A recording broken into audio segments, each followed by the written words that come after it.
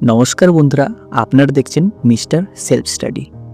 আজকের ভিডিওতে আমি এমন একটি বিষয় নিয়ে কথা বলতে চাই যেটা খুব কম আলোচনা হয়, কিন্তু বাস্তবে লক্ষ লক্ষ মানুষের জীবনের সাথে সরাসরি জড়িত।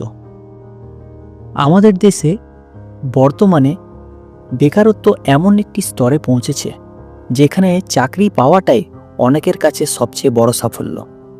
ঠিক এই পরিস্থিতির মধ্যে এক ধরনের কর্মসংস্থান ধীরে ধীরে স্বাভাবিক হয়ে উঠেছে, তা হলো চুক্তিভিত্তিক বা কন্ট্রাকচুয়াল চাকরি। চুক্তিভিত্তিক কর্মী মানে সবাই ব্যাকডোর এন্ট্রি নয়। আমি আজ তাদের কথা বলছি না, যাদের কোনো স্বচ্ছ প্রক্রিয়া ছাড়াই নিয়োগ করা হয়েছে। আমি কথা বলছি সেই কর্মীদের কথা যারা লিখিত পরীক্ষা দিয়েছে, ইন্টারভিউ দিয়েছে, সম্পূর্ণ নিয়ম মেনে সঠিক বা ঠিক সেই একই নিয়োগ প্রক্রিয়ার মধ্যে দিয়ে এসছে যেভাবে একজন সরকারি কর্মচারী আসে, কিন্তু তবুও বাস্তবে তাদের অবস্থান সম্পূর্ণ আলাদা।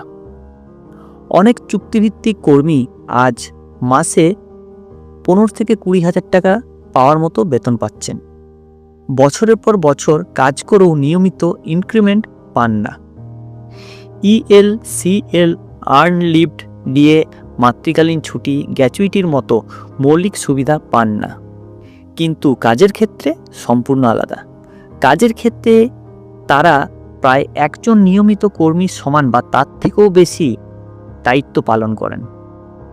সবচেয়ে ভাবনার বিষয় হলো, এই ধরনের কর্মী শুধুমাত্র অস্থায়ী প্রকল্পেই নয়, বরং শিক্ষা বিভাগ, স্বাস্থ্য বিভাগ ও বিচার বিভাগও এর মতো অত্যন্ত গুরুত্বপূর্ণ ও সংবেদনশীল ক্ষেত্রেও কাজ করছেন। সম্প্রতি একটি সংবাদ মাধ্যমে প্রকাশিত একটি ঘটনার কথা অনেকেই হয়তো আপনারা শুনেছেন বা দেখেছেন। একজন চুক্তিভিত্তিক কর্মী যিনি শিক্ষা বিভাগে কর্মরত ছিলেন, কর্মরত অবস্থাতেই অসুস্থ হয়ে পড়েন এবং মৃত্যুবরণ করেন। দুঃখের বিষয় হলো, নিয়মিত কর্মচারীদের ক্ষেত্রে সেসব সামাজিক ও মানবিক সুরক্ষা ব্যবস্থা থাকে, সেগুলো অনেকটাই চুক্তিভিত্তিক কর্মীদের ক্ষেত্রে কার্যকর নয়। এখানেই প্রশ্নটা আসে, যদি কাজ একই হয়, দায়িত্ব একই হয়, তাহলে সুযোগ সুবিধা আলাদা হবে কেন? এটা কিন্তু একটা প্রশ্ন।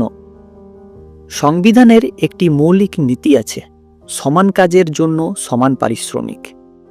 এই নীতি তখনই প্রশ্নের মুখে পড়ে যখন একজন ব্যক্তি বছরের পর বছর নিয়মিত কাজ করেও শুধু চুক্তিভিত্তিক তকমার কারণ বঞ্চিত হন। আরও একটি বড় সমস্যা হলো চাকরির নিরাপত্তাহীনতা। চুক্তিভিত্তিক কর্মীদের মধ্যে সবথেকে একটা ভয় কাজ করে, যেমন কি না, ছোট ভুল হলে চাকরি চলে যাবে না তো? ঊর্ধ্বতন কেউ নেতিবাচক রিপোর্ট করলে কি চাকরি চলে যাবে? এই ভয় থেকেই অনেকের মানসিক চাপ, শোষণ এবং নীরব সহনশীলতা তৈরি হয়। রাজনৈতিক দলগুলো নির্বাচনের সময় প্রায় বলে চুক্তিভিত্তিক কর্মীদের নিয়মিত করা হবে, কিন্তু বাস্তবে সেই প্রতিশ্রুতির অগ্রগতি খুবই সীমিত। আদালতও বিভিন্ন সময়ে বলছেন, যদি কোনো কর্মী দীর্ঘদিন ধরে কোনো বিরতি ছাড়া নিয়মিত ও অপরিহার্য কাজ করে থাকেন, তাহলে তার মধ্যে একটি বৈধ প্রত্যাশা, যেটাকে ইংরেজিতে বলা হয় লেজিটিমেট এক্সপেকটেশন, তৈরি হওয়াটা স্বাভাবিক নয়। সবচেয়ে বড় সংবেদনশীল প্রশ্ন আসে শিক্ষাক্ষেত্রে, যেখানে একজন নিয়মিত শিক্ষক পান 60 থেকে 65,000 টাকা আর একজন চুক্তিভিত্তিক পান মাত্র 7 থেকে 8,000 টাকা। আমাদের ভবিষ্যৎ প্রজন্ম যাদের হাতে গড়ে উঠবে, তাদের শিক্ষক যদি নিজেরাই চরম অনিশ্চয়তায় ভোগেন, তাহলে শিক্ষা ব্যবস্থার মান নিয়ে প্রশ্ন ওঠাই স্বাভাবিক। এই আলোচনা কোনো ব্যক্তি বা সরকারের বিরুদ্ধে অভিযোগ তোলার জন্য নয়, এটি একটি নীতিভিত্তিক বা মানবিক বা সাংবিধানিক প্রশ্ন। হয়তো সময় এসছে ভাবার, যেখানে কাজ স্থায়ী ও অপরিহার্য সেখানে স্থায়ী নিয়োগে অগ্রাধিকার পাওয়া উচিত, অথবা অন্তত সমান কাজের জন্য সমান মর্যাদা ও ন্যূনতম সুরক্ষা নিশ্চিত করা উচিত। এই বিষয়ে আপনার মতামত কি? আপনি কি মনে করেন চুক্তিভিত্তিক কর্মীদের জন্য আরও শক্ত নীতি প্রয়োজন, কমেন্টে অবশ্যই জানাবেন। ততক্ষণে ভালো থাকবেন, সুস্থ থাকবেন। ধন্যবাদ। আশা করছি এই ভিডিওটা আমাদের ভালো লেগেছে। যদি ভালো লেগে থাকে অবশ্যই চ্যানেলটিকে লাইক, কমেন্ট এবং সাবস্ক্রাইব করবেন এবং পাশে যে বেল আইকন রয়েছে সেটাকে ক্লিক করবেন নিয়মিত সবার প্রথম সঠিক আপডেট পাওয়ার জন্য।